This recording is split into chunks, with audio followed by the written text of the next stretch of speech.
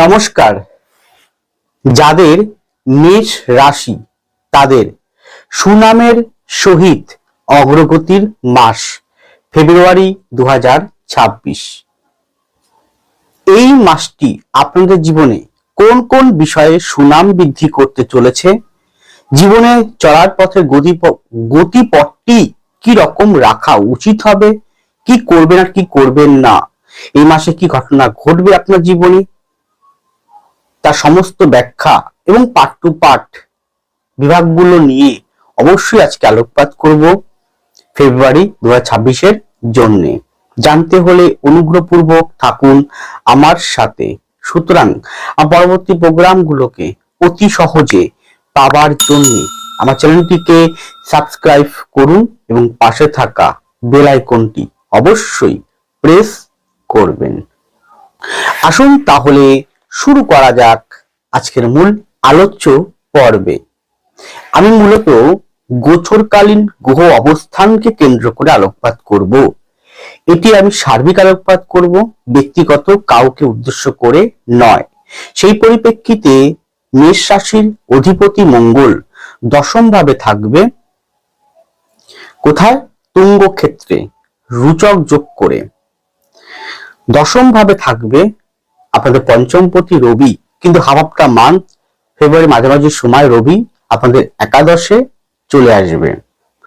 দশম ভাবে থাকবে শুক্র মঙ্গলযুক্ত অবস্থায় কম্বাস্ট, বুধ থাকবে কম্বাস্ট, কিন্তু শুক্র বুধ রবি এই তিনটে প্ল্যানেটই হাফ অফ দ্য মান্থের সময় দেখবেন যে প্রত্যেকেই একাদশ ভাবে, আপনার একাদশে অলরেডি রাহু আছে নিজের নক্ষত্রে, তার উপর দিয়ে পাস করছেন।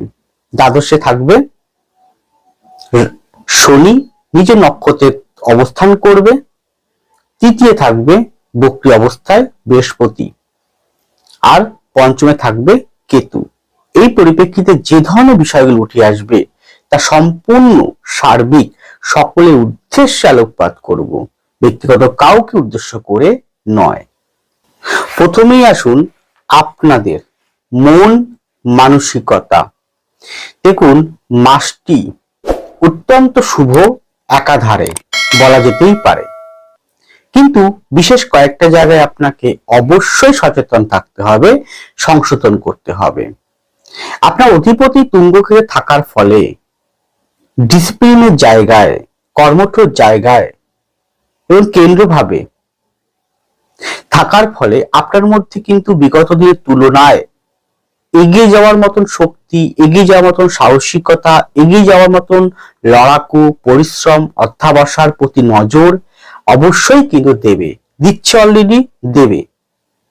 কিন্তু আপনাদের মনের মধ্যে যদি গেঁথে থাকে যে আপনারা মেষ রাশি, তাহলে দ্বাদশে শনি পাস করছে, 7:30 শুরু হয়েছে, এই যে ভ্রান্ত ধারণা, এতে বেরোতে হবে।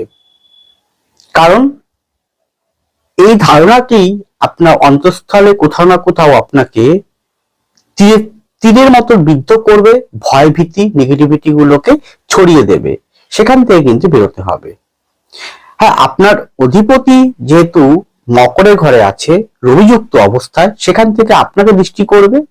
তো সেক্ষেত্রে আপনার রাগ ক্রোধ এই দুটো, জেদ, এই তিনটাকে ভালো করে একটু পারলে কম করবেন বা করবেন না। গেল। আপনার মধ্যে কিন্তু দায়িত্ব কর্তব্য মারাত্মক বাড়াবে, কারণ দ্বাদশে কিন্তু বৃহস্পতির ঘরে কে রয়েছে? শনি। আপনার দায়িত্ব কর্তব্য অত্যন্ত বেশি পরিমাণে বৃদ্ধি ঘটাবে। শুক্র মঙ্গলে যেহেতু যোগ বুধের সঙ্গে রবির সঙ্গে থাকবে, পঞ্চমে কেতু আছে, তাই এক্ষেত্রে প্রেমের জন্য অবশ্যই জায়গাটা সুন্দর। বিপরীত লিঙ্গের প্রতি আকর্ষণ, শুক্র আপনার দ্বিতীয় ও সপ্তম প্রতি মঙ্গলযুক্ত অবস্থায়, বিপরীত লিঙ্গের প্রতি আকর্ষণ, প্রেমজ সম্পর্কে বন্ধনে আবদ্ধ, ইভেন পুরনো প্রেম বা পুরনো কোনো বন্ধু সম্পর্ক ফিরে আসা বা যোগাযোগ পাওয়া বা যোগাযোগ হওয়া, এটা কিন্তু অবশ্যই মাসটি দেবে, অলরেডি দিচ্ছে এবং দেবেও সেটা। কিন্তু যদি বেসিক্যালি আপনার হরোস্কোপে কেতু খারাপ থাকে, হাতে কেতু খারাপ থাকে, তাহলে পঞ্চমে যদি কেতুর অবস্থান রয়েছে এবং পরবর্তী হাফ অফ দ্য মান্থের পর রাহু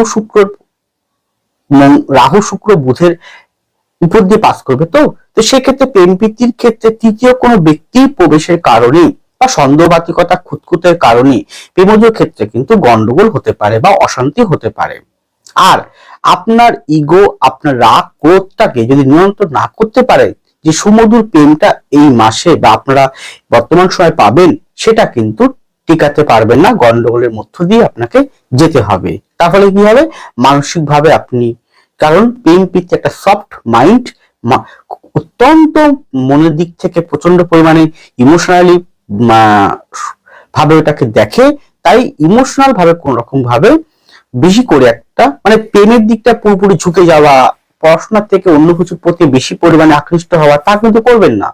পড়াশোনার প্রতি শ্রীবৃদ্ধি এই মাসে অবশ্যই খুব ভালো হবে, উচ্চশিক্ষার্থীর জন্য খুব ভালো। উচ্চশিক্ষার্থী রিসার্চ ওরিয়েন্টেড পড়াশোনা বা এক্সট্রা ওরিয়েন্টেড পড়াশোনা বা এক্সট্রা ওরিয়েন্টেড কোনো বিষয়ে ভর্তি হওয়া বা কোনো দূর কোনো জায়গায় আপনি কোনো ট্রেনিং পারপাস যাওয়া, পড়াশোনার জন্য কোনো ট্রেনিং নেওয়া বা এক্সট্রা কারিকুলাম বা কোনো কারুকার্য বিদ্যা বা টেকনিক্যাল কোনো সাইট পড়াশোনা বা কোনো আর্ট ওরিয়েন্টেড কোনো বিষয়ে আপনি স্পেশাল পড়াশোনা করছেন, সেক্ষেত্রে অত্যন্ত ভালো কিন্তু ফল দেবে। কিন্তু কোথাও না কোথাও আপনার প্রেমের কারণে পড়াশোনা বিঘ্ন আসতে পারে।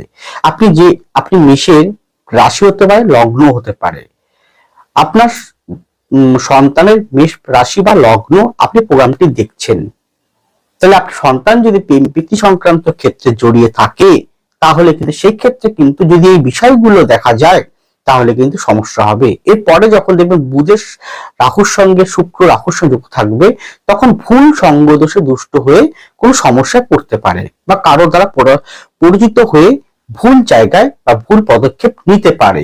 সেদিকটাও কিন্তু পিতামাতা হয়ে আপনাকে সাবধানতা অবলম্বন করতে হবে, বা আপনিও থাকলে আপনার মধ্যে দেখতে হবে আপনি কোথায় কার সাথে মিশছেন, কিরকম পরিবেশে কিরকম ব্যক্তির সঙ্গে আপনি সান্নিধ্যে আসছেন, সেটা বুঝে শুনে কিন্তু আপনাকে চলতে হবে।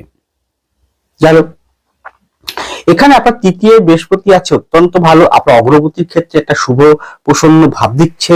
সপ্তম প্রতি আপনার জন্য বেনিফিটকারী হবে এবং আপনার অগ্রগতি, আপনার ডিসিপ্লিন অবশ্যই আসবে, দায়িত্ব অত্যন্ত বাড়বে, ঠিক মনের দিক থেকেও আগের থেকে অনেকটাই স্যাটিসফাই হতে পারবেন যদি আপনার বর্তমানে গোচরের সাপেক্ষে গ্রহগত অবস্থান সামঞ্জস্য থাকে, মহাদশা অন্তর্দশা প্রত্যম দশা শুভ থাকে, যে দশা চলছে সেই দশা গ্রহ যদি আপনার হরোস্কোপে হাতে যদি ভালো থাকে এবং সেই গ্রহ যদি গোচরের সাথে ভালো ট্রানজিট বা ভালো সমন্বয় করে নেয়, তাহলে অবশ্যই বেটার ফল আপনি লাভ করবেন।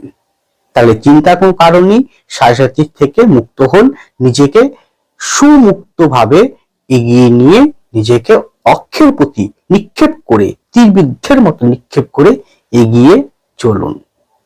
এরপরে আপনাদের শরীর স্বাস্থ্য, সেক্ষেত্রে বলবো পা সংক্রান্ত জায়গা, নাভ সংক্রান্ত জায়গা, কোষ্ঠকাঠিন্য সংক্রান্ত জায়গা, পেট সংক্রান্ত জায়গা, কফ পিত্ত সংক্রান্ত, বুকে কফ পিত্ত বা বুকে কোনো প্রকার ব্যথা পেইন হওয়া, এই কটা জায়গায় একটু বেশি সচেতন থাকতে হবে। যদি মনে হয় তাহলে অবশ্যই গো টু ডক্টর।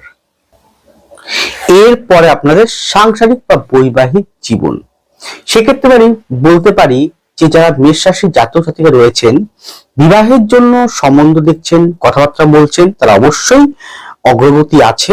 হ্যাঁ, সপ্তম বৃহস্পতি দৃষ্টি একটা পড়ে আছে এবং পরবর্তী ফোর্থ বৃহস্পতি নেমে আসবে, খুব ভালো। এবং যেহেতু শুক্র মঙ্গলের কম্বিনেশন একই জায়গায় রয়েছে দশম ভাবে, পরে আবার একাদশী রাহুর সঙ্গে যুক্ত হবে। রাহুকে ঘটক বা যোগাযোগকারী প্ল্যানেট বলা হয়। রাহু বৃহস্পতির উপর দৃষ্টি, বৃহস্পতি রাহুর উপর দৃষ্টি, বিবাহের জন্য অবশ্যই যোগাযোগের মাধ্যম দিয়ে বা সম্বন্ধ বাঁকাবাকি করার মাধ্যম দিয়ে আপনারা এগিয়ে যেতে পারেন, সেক্ষেত্রে শুভ ফল প্রদান করবে। বাড়িঘর সংক্রান্ত জায়গা, বাহন সংক্রান্ত জায়গায় অত্যন্ত শুভ বলা যেতে পারে। নতুন বাড়ি কেনা, পুরনো বাড়ি বিক্রি করা, জমি কেনা, ফ্ল্যাট নির্মাণ করা, প্রবেশ করা, গৃহপ্রবেশ করা, সেক্ষেত্রে কিন্তু অবশ্যই মেষের জন্য শুভ ফল প্রদান করতে চলেছে। কিন্তু কোথাও না কোথাও আপনার রাগ ক্রোধ জেদ এইগুলোর জন্য আর তৃতীয় কোনো ব্যক্তির কারণে সাংসারিক অশান্তি, স্বামী স্ত্রীর মধ্যে অশান্তি হওয়ার যোগ কিন্তু রয়েছে। পিতার জায়গায় পিতা যদি বয়স্ক হন, অনেক বয়স্ক হন, তাহলে পিতার শরীর স্বাস্থ্যের প্রতি নজর রাখতে হয় বেশি করে। চলো, সন্তানের শরীর স্বাস্থ্যের প্রতিও নজর রাখতে হবে। সন্তান যদি কোনো ভুল পথে যায় বা সন্তান শরীর স্বাস্থ্যের ক্ষেত্রেও আপনাকে একটু ওয়াকিবল থাকতে হবে। সুতরাং সংসার জীবনের ক্ষেত্রেও কিন্তু খুব একটা খারাপ ফল নয়, এগিয়ে যেতে পারেন। আর ভ্রান্ত ধারণা থেকে বেরিয়ে আসুন। অল্পতে কোনো কিছু খারাপ হলেই ভাববেন না যে শনি সাড়ে সাথী চলছে। দেখুন, শনি সাড়ে সাথী সবার জীবনে যে ইফেক্টিভ বা নেগেটিভ ফল দেবে তা কিন্তু নয়। দ্বাদশে শনি আছে, তার মানে কি আপনার মধ্যে এখন থেকে সৃষ্টি করছে যে আপনি যে ভুলগুলো বিগত দিনে করেছেন সেইগুলোর থেকে শিক্ষা অভিজ্ঞতা নিয়ে বর্তমান সময়টাকে সুন্দর করে গড়ে তোলা, ভবিষ্যতে সুন্দর করে গড়ে তোলা, কর্মটাকে সুন্দর করে গড়ে তোলা, দায় দায়িত্ব নিয়ে নিজের কর্তব্যটুকু পালন করা, ভুল ভ্রান্তিগুলোকে দূর করা বা সেগুলোকে বুঝে শুনে নিজেকে সংশোধন করা, এর বেশি কিছু নয়। তাই সাড়ে সাথী চলছে মানেই ভাববেন না যে আপনার জীবন অকাল বর্ষণ হবে, খারাপ কিছু হবে, তা কিন্তু কোনোদিনই সম্ভব নয়। যাদের জন্মকুণ্ডলিতে শনি অত্যন্ত পীড়িত আছে বা খারাপ দুর্বল আছে, শনি কোনো কারণে কেতুযুক্ত, রাহুযুক্ত বা মঙ্গলযুক্ত অবস্থায় খারাপ পজিশন, হাতে খারাপ পজিশন রয়েছে, দশা ভালো চলছে না, বৃহস্পতি রবি পজিশন ভালো নেই বা মঙ্গল ভালো নেই, তাদের ক্ষেত্রে হয়তো কিছুটা হলেও বাধাগ্রস্ত বা প্রবলেম ফেস করতে হয়। বাধার প্রবলেম, এগিয়ে যাওয়ার পথে প্রতি মুহূর্তেই সমস্যা, শত্রুতা, এগিয়ে যাওয়ার পথে প্রতি মুহূর্তেই একটা ঝামেলা ঝঞ্ঝাট আসতে পারে। তাছাড়া কিন্তু উন্নতি আসবে না। এরপরে আপনাদের কর্মজীবন, অর্থনৈতিক জীবন। কর্মজীবন, অর্থনৈতিক জীবন বলার পূর্বে একটি কথা বলতে পারি যে যারা অনেকেই হয়তো জানেন না যে আমার চেম্বার কিন্তু শোভাবাজারে, উত্তর কলকাতার শোভাবাজার এবং দক্ষিণ কলকাতার কালীঘাটে রয়েছে। যারা চেম্বারে আসতে পারবেন তারা অবশ্যই চেম্বারে ভিজিট করতে পারেন, কিন্তু কবে, কোথায়, কখন, কোন টাইমে ফোন করে আপনাকে জানতে, স্ক্রিনে আছে ফোন নাম্বারে, এই ফোন নাম্বারে আপনারা ফোন করে জানতে পারেন বা হোয়াটসঅ্যাপ করে জানতে পারেন।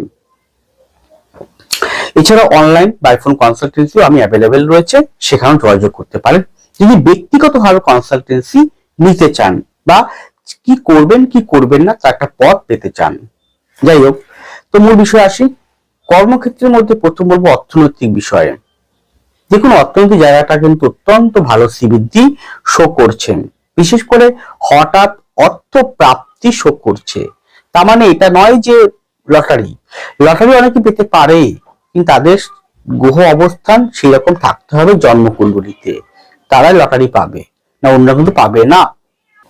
হঠাৎ অর্থ প্রাপ্তির যোগ শো করছে।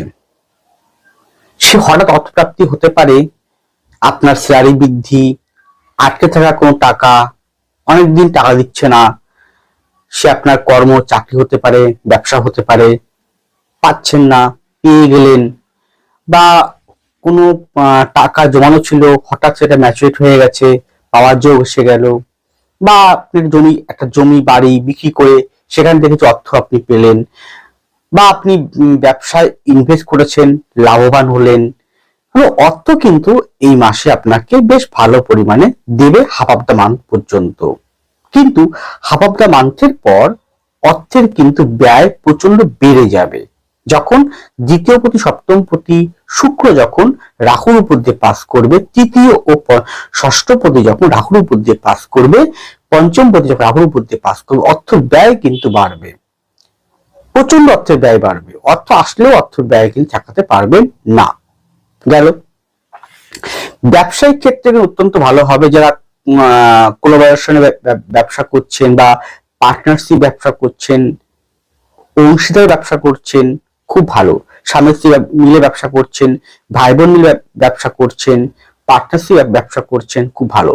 ব্যবসার মধ্যে ইট বালি সিমেন্ট, লৌহ সংক্রান্ত, প্রোমোটারিং সংক্রান্ত, শৌখিনত্ব, গার্মেন্ট সংক্রান্ত, ট্যুর অ্যান্ড ট্রাভেল সংক্রান্ত, খাদ্য খাবার সংক্রান্ত, হোটেল রেস্টুরেন্ট সংক্রান্ত, যে কোনো কমার্শিয়াল বিষয় সংক্রান্ত, ম্যানুফ্যাকচারিং সংক্রান্ত জায়গায় কিন্তু ভালো ফল অবশ্যই দেবে। টিচিং সেক্টর সংক্রান্ত জায়গা বা টিচিং সেক্টর বলতে টিউশনি করছেন আপনি, বা আপনার কোচিং সেন্টার আছে এরকম, বা আপনি কোনো নাচ গান অভিনয় থিয়েটার শেখাচ্ছেন, কাউকে ড্যান্স শেখাচ্ছেন, সেই সংক্রান্ত কোনো অনলাইন কোনো কাজ বা আপনি বর্তমান সময় ফেসবুক ইউটিউবে প্রচুর পরিমাণ মানুষের কাজ করে, সেই সংক্রান্ত কাজ সেক্ষেত্রে অগ্রগতি দেবে। ভিসা সংক্রান্ত কাজের ক্ষেত্রে অগ্রগতি দেবে। সুতরাং ব্যবসার জায়গা, আপনি যে ব্যবসায় করুন না কেন, ব্যবসার ক্ষেত্রে অগ্রগতি আপনি পাবেন, কিন্তু হঠকারী সিদ্ধান্ত নেবেন না। আর মাসের মাঝামাঝির পর থেকে আপনার সহকর্মীদের বা স্টাফের সাথে যতটা পারেন সুসম্পর্ক বজায় রাখবেন। প্রথম থেকে রাখা উচিত, মাঝামাঝির পর থেকে বেশি করে রাখাটা উচিত।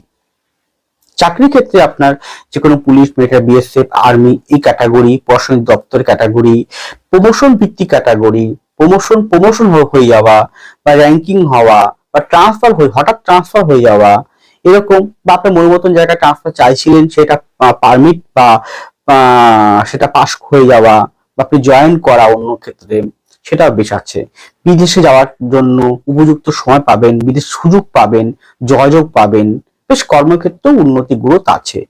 ঋণগ্রস্ত ধার দেনার ব্যক্তি বর্গের ক্ষেত্রে কিছুটা হলেও কিন্তু মর্মান্তিক বা কষ্টদায়ক কিছু পরিস্থিতি আসতে পারে ঋণগ্রস্ত ব্যক্তিদের জন্য।